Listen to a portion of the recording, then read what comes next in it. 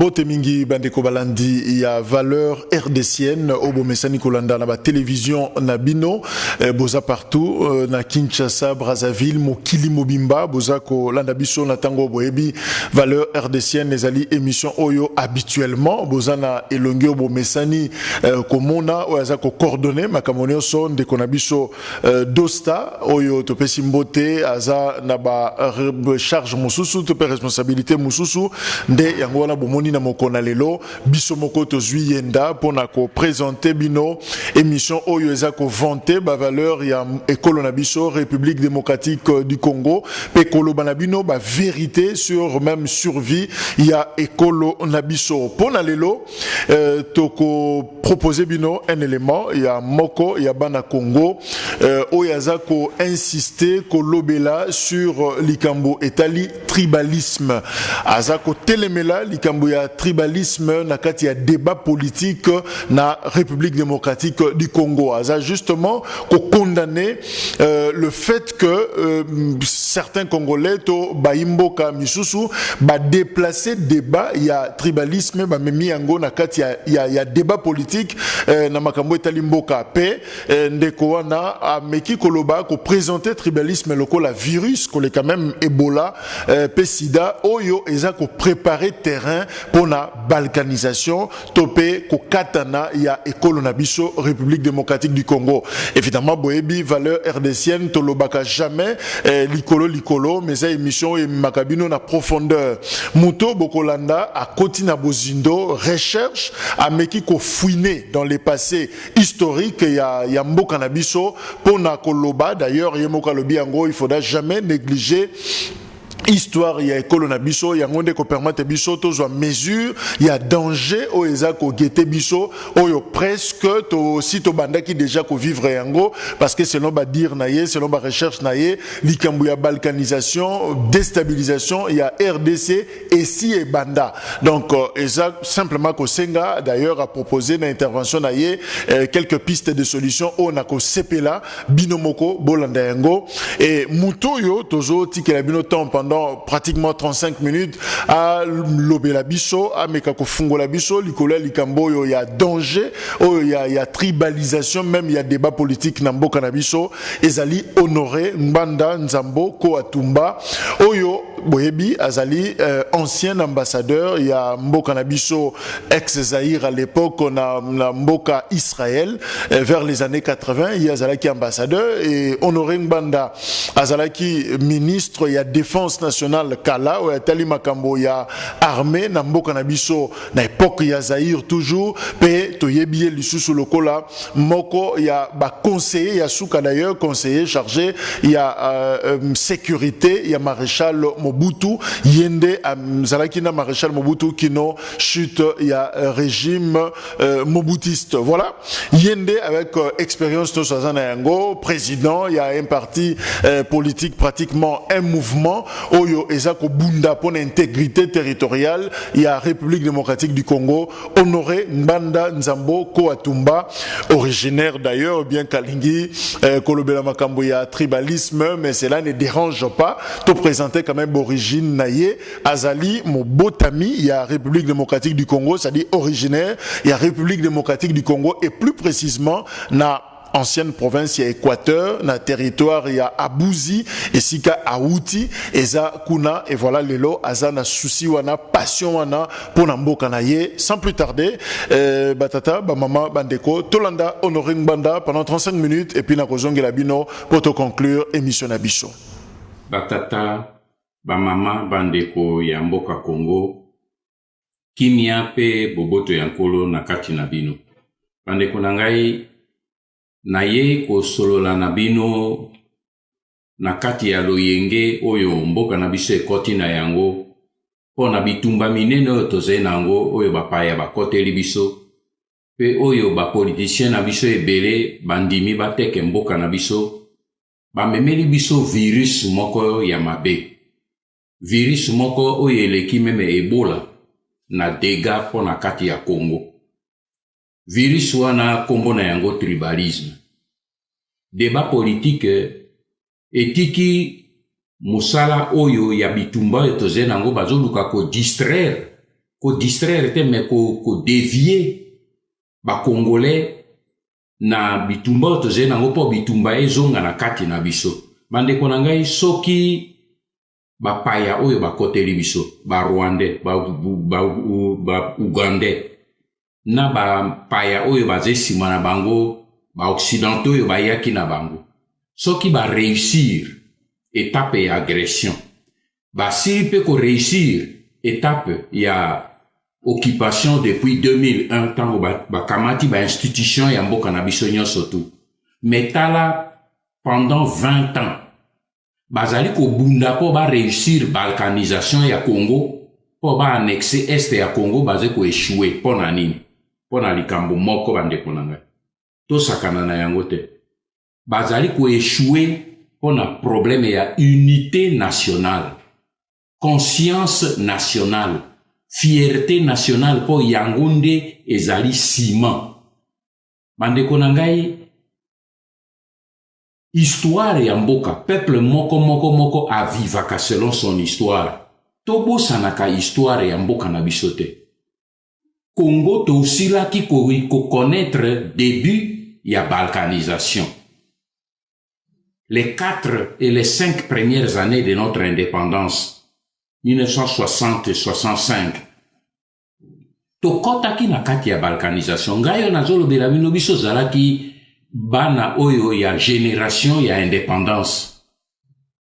Tango indépendance ye na mobulu wana nyonso biso tozalaki ba teenagers, ba adolescents. To vivre yango ezete ke ba komeli biso bino lelo boko yekola yango me biso to vivre yango. Congo ekotaki na balkanisation. Ba bengaki yango kutu balkanisation de kona ba zo benga yango congolisation. Terme ya balkanisation eboye ezalaki liboso congolisation. Et le Mobutu aye ko sangisa mboka ezongi uni et komi stable ba longoli vocabulaire néologisme ya balkanisation ya congolisation ba ye ko remplacer yango na balkanisation po Balkan ba ye ko sala yango eloko elingala ko sala na Congo na 1960 et salemi na Balkan yango ne komi na français balkanisation mais liboso ezalaka congolisation. Bandeko na ezeli sekite parce que eleko wana mboka epanzana ki tozalaki lisusu na mboka te ezalaki lokwa babengaka lifelo. Okozwa ben na Kasai baluba bazobunda contre balulwa, balulwa bazobunda contre batetela contre baluba. So ken Équateur et pas ingai na koli et pas na vivre expérience na nga.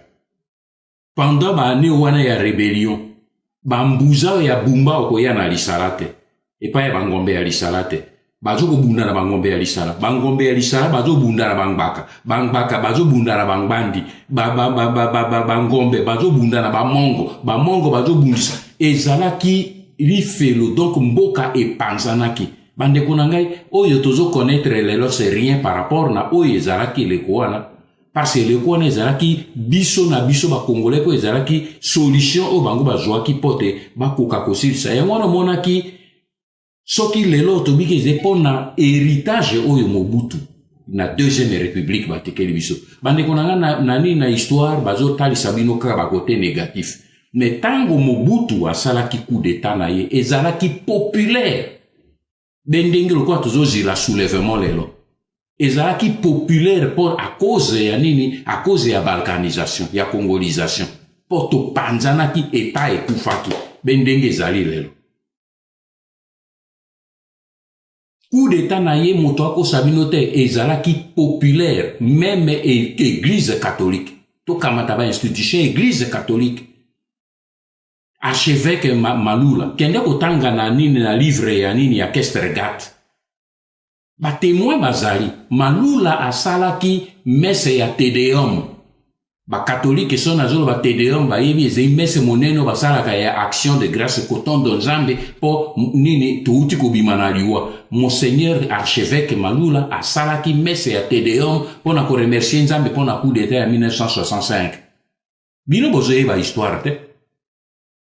Na kati ya sermon wana soko tangi na livre ya Kestergata komi nini Monseigneur Malula alobi na nguto alobi toze ko remercier yo pe toze ko reconnaître autorité na yo okoki ko compter liko na église Mobulu eye kokoto par la suite, mais on a dit ko ti eze pona ko tali ça simplement héritage ototikalaki na yango. Bembe ba étudiant ya Lovanium. Ba yambaki Mobutu après coup d'état tango akekuna ba yambi ba proclamaki ye le premier étudiant du Congo. Boye bien ngote. Ba étudiant ezala ya Lovanium, ezala ya UOC tozaki de quoi on a deux universités. Université officielle du Congo na Katanga. Ba yambaki est comme sauveur, ba travailleur, ba syndicat, tout ça qu'on a nini parce que aouta ki ko bimisa mboka yango bazaki ko benga ye le gwana unificateur, bazo ko benga ye pacificateur, po aouta ki ko bimisa mboka na kati ya balkanisation. Tozaki le gwana armée mine déjà zaki na mboka, armée mosusu na Kisasa, armée mosusu na Katanga, armée mosusu na nini na Kisangani, armée mosusu na Kivu. Tozalaki mboka epanzanaki. Armée mine ba quatre chefs d'état-major. Ba Lundula epai na ba Gbenye, ba Sumialo epai. Mboka epanzanaki. Biso toyebi yango tokoto ki zamba tozalaki lisu na venir te à cause ya nini ya tribalisation. Ba politicien ba tribalisaki pour politique yango ba morcelaki biso mboka moke yo botiki lelo Ruberwa na ba Rwandais ba ye ko morceler ba nini mboka na biso ezongi na ba province ndenge ezaki na 60 pona ko attiser ba haine ethnique intertribal bande konangai o etumba wana est plus dangereux virus wana est plus dangereux parce que le kola bango ba échouer ko balkaniser mboka na mandoki. Balobi il faut maintenant to côté la bango na côté ya koluka ko panza bango na kati na mbo na nini na bango moko parce que bande konangai unité nationale sentiment ya union nationale ya unité nationale ezali ciment parce que biso to na Congo toze na force toze ba tribu ebele na kati ya Congo mais force na biso ezali ni unité attribuée parce que nini unité nationale ezali lokola ciment biso ba tribu ezali lokola ba brique okoki kotia ba brique l'une après sur l'autre ti ici mais soki ba brique wana ezali collé na cimenté ata soso aye amati liko na miro wana kokwe il faut nini amour national koyeba ke oyo ndekono yazali na Kivu oyo yazali na Matadi oyo yazali na nini na Kolwezi bozali kaka mboka moko tata moko mama moko ekolo moko sentiment wana nde yango wana mindele ba meki pote ba koka koluka kokitisi kabola mboka ba koki nango te bande konanga to sakana na yango te parce que tango nga nazolo banabino problème ya complot international pona koluka ko balkaniser mboka na biso pe ko annexer ba buma mboka na biso ko biteni bande konanga ezeli sekite nasiri koyebisa bino yango mbala na bana komi yango meme na kati ya ba livre to komeri bino secrétaire général ya OUA secrétaire général ya Union africaine Salim Ahmed Salim, de nationalité tanzanienne, azaki secrétaire général ya OUA depuis 89 jusqu'à 2001. Tatawana, ba think tank américain, think tank eze ba lobby scientifique américain na États-Unis. Ba senga ye tango azaki secrétaire général.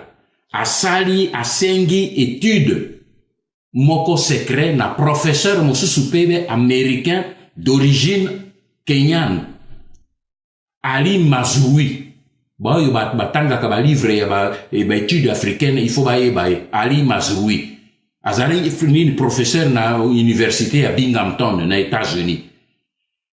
Salim Ahmed Salim à la demande ya ba think tank américain asengi tato wana azali professeur ya nini ya science politique et chargé na ba étude africaine à ça la étude moko secrète pour na kopesa na Ahmed Salim apesa na ba chef d'état africain étude wana ezali nini na kotangela bino pour na komela ki bino yango na kati ya nini stratégie du chaos et du mensonge avec Mbeko eloko nini tata wana asengelaki kosala.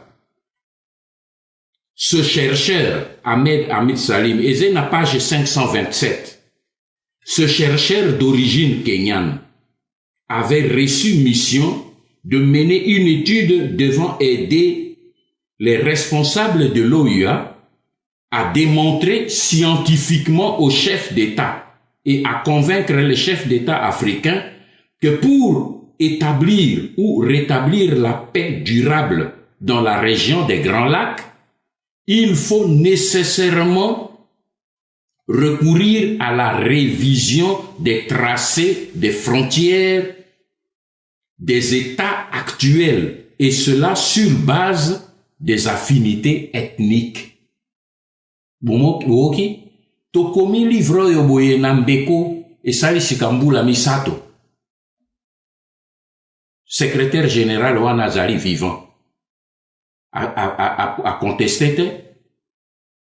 Professeur Ali Mazrui a outé kokufa na 2014.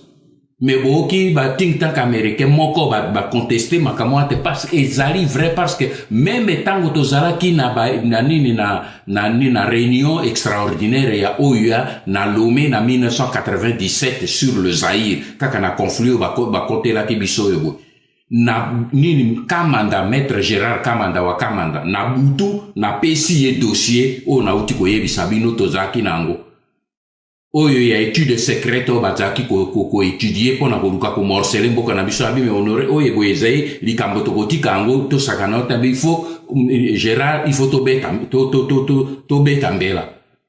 Mais na session publique ouverte devant les chefs d'État, Kamanda wa Kamanda a attaqué Salim Ahmed Salim azaki na le secrétaire général ya OUA ba soigné en public.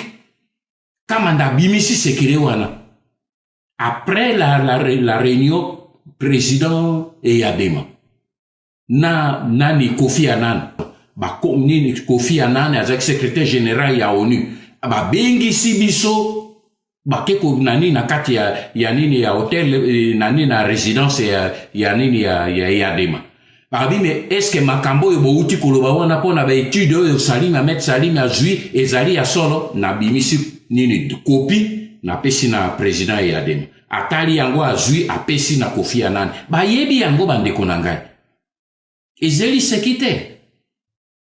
Nini commission tozalaki nango na parlement ya Vangu Mambweni basalaki enquête na 1994 nini 96 basali nini enquête après nini génocide esalemaki na Rwanda bazwaki ba élément oyo boy ba bimisi yango sur ba étude oyo boy ba Rwandais na ba américain bandeko nanga ezeli sekite yango na pesaka ba référence ba Rwandais na ba américain ba lengeli yango scientifiquement bakabola mboka na biso ezeli sekite on azomona ndenge lokwa tozo sakana nango na ba réseaux sociaux.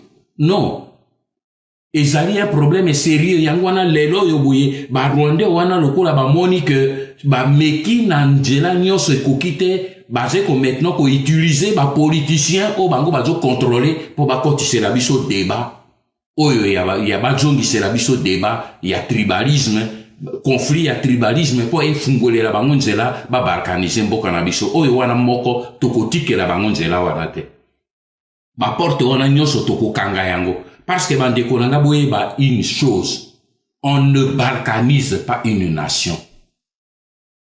On ne balkanise pas une nation. Elingi koloba ke po ba balkaniser mboka na bino, po ba kata mboka na bino, il faut bino moko soki bozali uni bakokokate. Il faut bino moko soki bokomi na conflit na kati na bino wana siko ba yebabi bolingi ko zesu esika moko te to kabola bino. C'est la même chose esika salemaki na Yougoslavie. Soki lelo Yougoslavie et comme biteni Slovanie, au Croatie, Bosnie, Serbie, tout ça, mais c'est parce que ba conflit religieux, ethnique et tout ça linguistique et kotaki ba komi bitumba na kati na bango, alors bato bali bazaki na ba étude pona ko kata bango biteni ba bibo bolingi bo Jesus abiso to lingi biso te to kabola bango bolingi te to kabola bango. Même chose tata yo na uti koloba na bilo Ali Mazrui, mais asala ki pe étude oyo asali mpo na Zaïre asalaki mpe yango mpo na Soudan. Mais pourquoi oyo ya Soudan réussir? Parce que kuna na Soudan conflit religieux et racial et opposé arabe et musulman et nord pe chrétien noir et à sud. Voilà. Créer maintenant une condition pour ya ko kata bango biteni. Mais pas une abisso lokola tozwaki héritage oyo ya deuxième république. Oyo après to échappaki na balkanisation pe to komaki liboke moko pendant 32 ans bato alingaka 32 ans mingi. Tozalaki liboke moko. Mbeba ezalaki na kati me tozalaki liboke moko. Nini Congo Zaïrois ya nini ya Gbadolite na nord aze komi retrouver na Matadi aze à l'aise. Zaïrois oyo aze na Kolwezi na sud-est aze komi retrouver na Goma azali à l'aise azo sala mbongo na Gbadolite okuta ba luba batonda kikuna baze ko sala mimbongo na bango ba Congo bani mboka nyonso tu okokende dans n'importe quel coin du Zaïre ozokuta ba Zaïrois e bandinga nyonso bandeko na ngai e force e sali que ba balkaniser Congo lelo to yango e sali que na mabota nyonso okokuta to balani nini bandinga nyonso to balani na ndenge to tika to zalaki sika moko e sali que lelo eboy na famille na nga na zosola na bino na zena baluba na kati na zena ba Congo na kati na zena ba bandibula to balani bana ba balani bipai na bipai. Alors baya ko kabola biso lelo soki ba longoli virus wana baye ko bazoluka ko kotisa yango po baluka ko kabola biso. Omoni ba Congolais ba ke ko lukaka be ba poste ni ba kamati ministère ya ko kata mboka biteni bo pesi yango na Rubero. Ba Rwandais ba kamati ministère wana lokola ba kati mboka biteni na sur base tribale. Pour que les lois boye lobby tango conflit et si que nini ba élection je salema et salema sur base ya nini ya ba conflit tribaux et créer ba tension et permettre bango ba kotona kati ba mekaloko kuna na est na nini ba tia ba swahiliphone contre bangalophone et ba Congo contre baluba et ba Congo contre banga non. Et loko bango bazo wela te ba kotisa yango wana po e permettre bango kuna na ONU balba bia kuna ba Congolais basé sous d'accord qu'on a pour faire ensemble te à l'époque de maintenant dialogue monene ou bien réunion conférence moko monene pona ko morceler Zaïre boke ba bande konangai parce que biso tokoki ko lingelo ko wane sale matin omoni awa epai na biso na Congo lelo na kati ya ba débat politique. Bato mosu ba eko kotise la biso débat ya tribalisme ba komi même eko galvauder kombo ango ya tribalisme eze biye na tribu bande konanga biso nyonso toze ba Congolais toza ko appartenir na kati ya sous ensemble Congolais nyonso ze na famille nyonso ze na kati ya clan nyonso ze na kati ya tribu nyonso ze na kati ya région nyonso ezingami pe ezali enveloppé na nation congolaise. C'est ça la vérité. Bande konangai ba Congolais. Boye ba une chose. Force na biso. Grâce na biso na Congo. Tozali ba tribu ebele. Ba ethnie ebele plus de 250. Soko kei na o ya mike okende tina ba 400. Mais pona nini bande konangai tozei na force makasi parce que tribu mokote bokanga bien tribu mokote na kati ya Zaïre ezali majoritaire pona ko dominer ba tribu mosusu a tribu ekotia na motu na eke biso nde to dominer biso nde tozei les meilleurs bakoyo kapasi parce qu'il n'y a pas une seule tribu majoritaire, il n'y a pas une tribu minoritaire. Kuna na Rwanda basé na problème na bango ethnie majoritaire ethnie minoritaire bazo ko bunda biso toze na problématique wana te bazo luka ko ya ko fausser yango no moni bazo tiaka bazo fausser même ba vocabulaire okoyo ka même bato mosusu soki balobi na bango abia bino kuna na pareko bozali ba tribaliste supporte a pareko par exemple les à la tribaliste elingi kolobani lokola ngai moto na de leader ya pareko na de mongbandi. Pour que Apareko ils a tribaliste, ils a conduit na bangbandi, ils a dominé na bangbandi, na lancé bino défi. Tangelanga mongbandi moko, ou ya un entourage na nga na Apareko. Boye bi kombo na Mungbandi moko oyo azali na entourage na nga na pareko. Boyebi nini entourage na nga nazo kotravaye na nga na pareko mobimba. Botangela nga mungbandi nani azali na kati. Azate? Ba 4 vice-présidents bazolanda nga. Motetela, Moluba,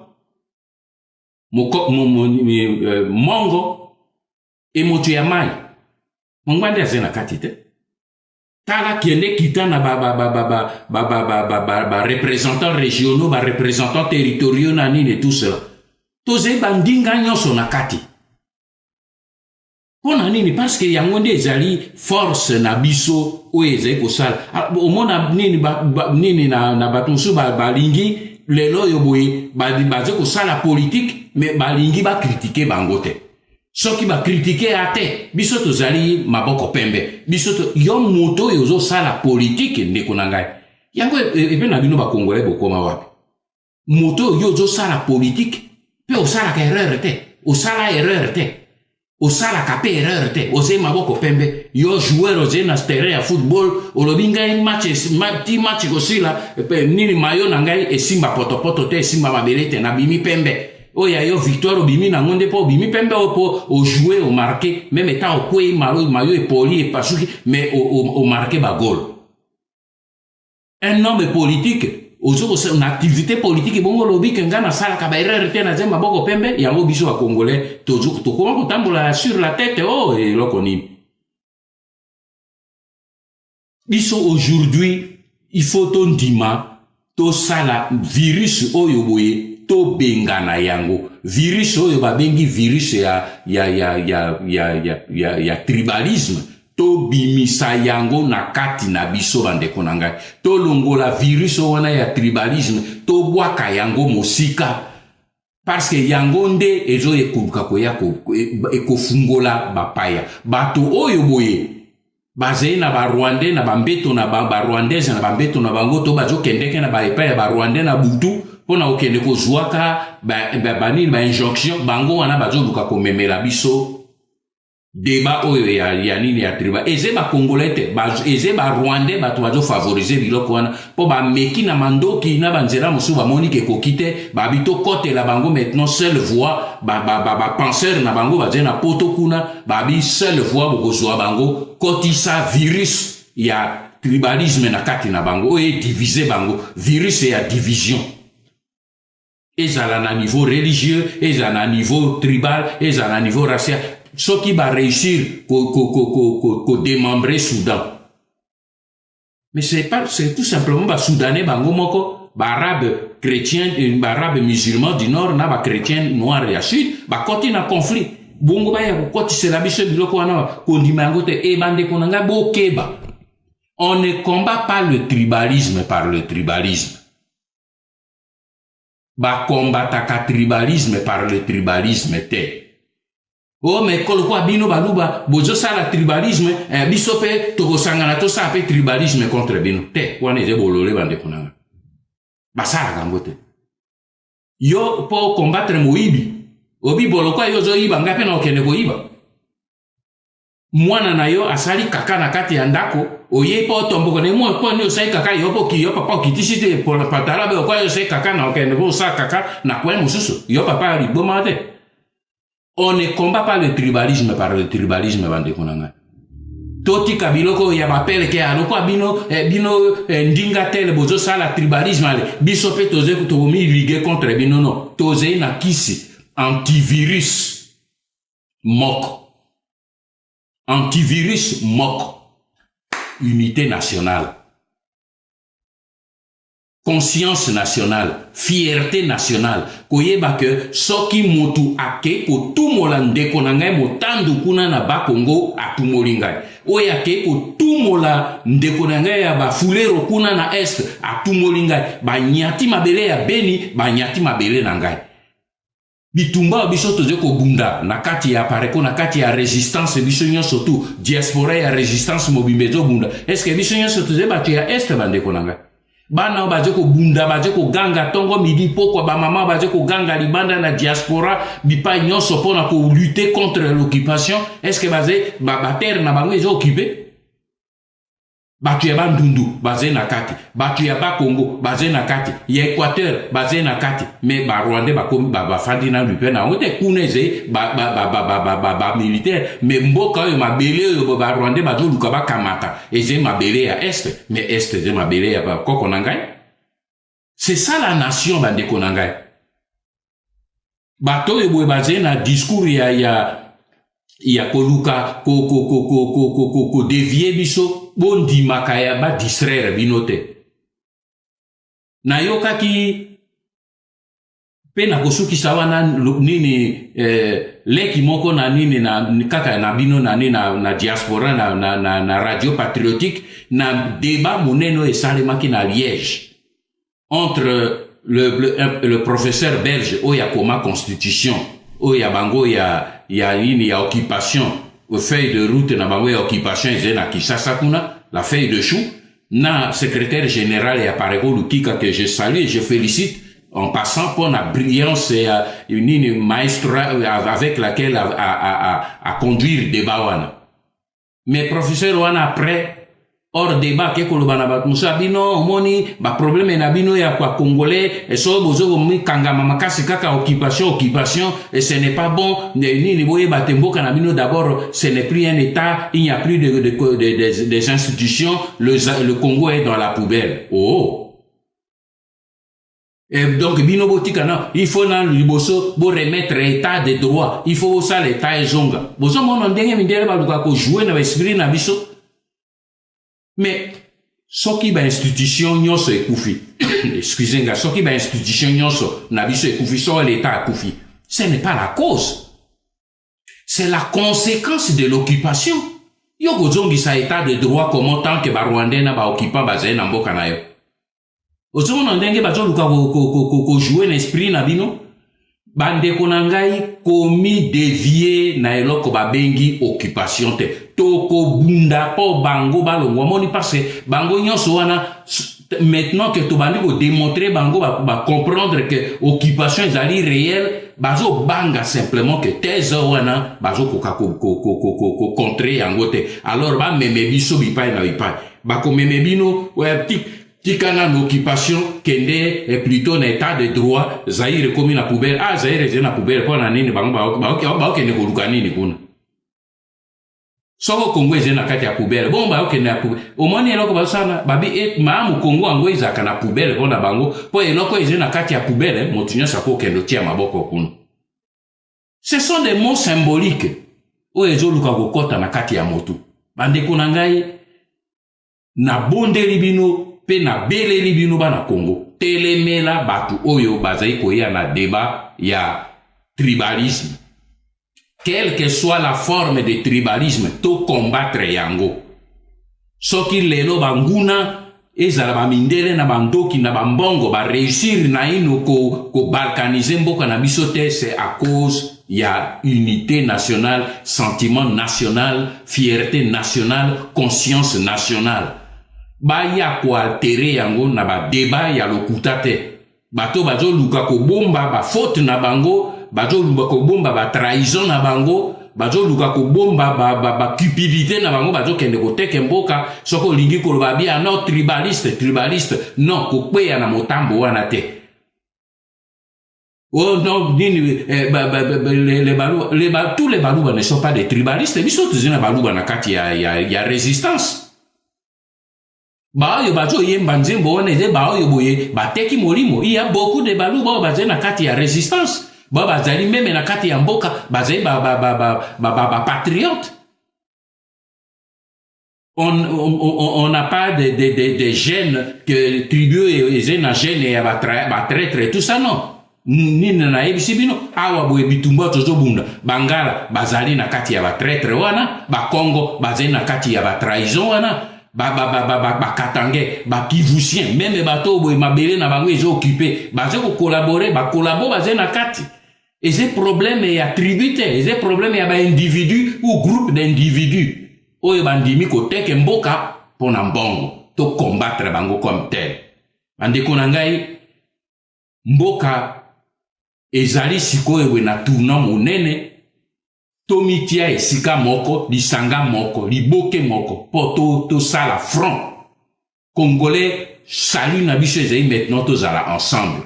Salut na biso ezali to transcender, tozali na bambeba motu na motu, oyo moto oyo boye abotama sambeba pe akela mbeba asala mbeba na mokilite azate. Biso nyonso tozali na ba défaut, biso nyonso tozali na mwa ba qualité ya mike, biso nyonso tozali na ba incapacité, tozali pe na ba capacité, tozwa ba potentialité pe ba capacité na amour ya pays to mitia ensemble. To bunda po to bwaka mboka bakomi na suka na yebisi bino bakomi na suka ezala ba Rwandais ezala ba kolabo bakomi na suka tala belo kwa bazo bina mali mabina ya mabata bakomi na suka. Alors ce n'est plus le moment de se distraire, soyons unis, forts, la tête debout pour to bouter bango dehors. Que Dieu vous bénisse. Ingeta. Voilà, Bandeko Balandi, je crois que Bouti Kolanda, valeur rdécienne, a pécivé une occasion, Yakoyoka, toutes ces révélations, pendant plus d'une demi-heure, Bolandi Yango, Ndekonoré. C'est vrai, Tozan a point de vue trancheté, Yako Yebisabino, mais Moutulam Tayo, qui Yango la mato inaye, peut à co-exercer discernement, n'andenge à comprendre. Mais ce qui est important, c'est Ngelito Yeba, Otoko Koreteni, Ndekonoré Banda a condamné débat, il y a tribalisme, na kati ya débat politique na République démocratique du Congo ex-Zaïre. Et deuxièmement, tribalisme, tu comprendre que ils ont maladie. Eza danger, eza virus, o esengeli to sala très attention parce que ekoyi ko boma koleka na Ebola, koleka na sida, koleka na malaria.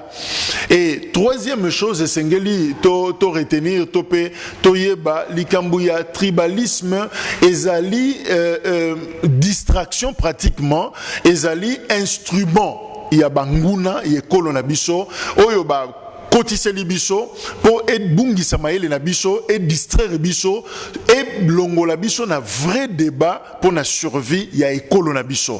Voilà, et ça pratiquement un message d'alerte, message oyo eye ko fungola maele na biso, ko longola biso na oyo bandeko ba mongo balobaka bolinga oyo lati biso, distraction wana, flou wana, oyo zolata biso et pendant que toza ko s'entretuer, ko bomana, nenge histoire mboka na biso renseigner biso. Et pendant ce temps, ennemi azako kota, azako s'installer, pe azako kokisa objectif naye. Donc message oyezaki justement interpellateur pour na moko na biso azako se reconnaître lokola Moi Congo, Congo eza mboka na ye, Congo eza patrie na ye, eza le seul cadeau. Oyo nzamba pesa ye, le cadeau d'ailleurs par excellence, nous avons intérêt ya ko bundela mboka na biso pe ya ko défendre yango d'une manière ou d'une autre. Et loko esengeli to longola dans ces combats patriotiques ezali likambo ya tribalisme to tia yango pembeni totalana mbunzu na mbunzu totalana droit dans les yeux comme frère peto sangana ensemble to simbani elongo to bunda pour que mboko na biso ekendete. Voilà ndena synthèse wana pe résumé wana et permettre biso to sukisa valeur rdécienne numéro ya mukona lelo o boyebi ezaki consacré na likambo etali non au tribalisme pe bolandi honoré Mbanda. On a rappelé d'ailleurs c'est azaki ancien ambassadeur ya mboka na biso Zaïre na Israël, azalaki ministre ya défense nationale ya kala na Zaïre toujours pe conseiller atali sécurité ya maréchal Mobutu o yazaki na yekino na suka ya régime wana pe azali moko ya ba congolais o yazako bunda pona ko batela ekolo na biso pe ko fungola ba congolais mayele na mikanda na ba conférence pe na makambebele yende to yambaki na mokona lelo pe to pesa kiye ngonga wana ya ko solola na bino to ko pesa bino makambo oyo ba vérité oyo ya yebi to pesi merci na ndeko na biso dosta oyo bo mesani komona ye la présentation émission oyo pe ndenge bakino baka ACD volant na mokona lelo et pa na biso réalisation Msimbi ya Mavinga. Et voilà to pesi mino encore une fois mbote bisika nyonso bozolanda biso tokutani na prochain numéro.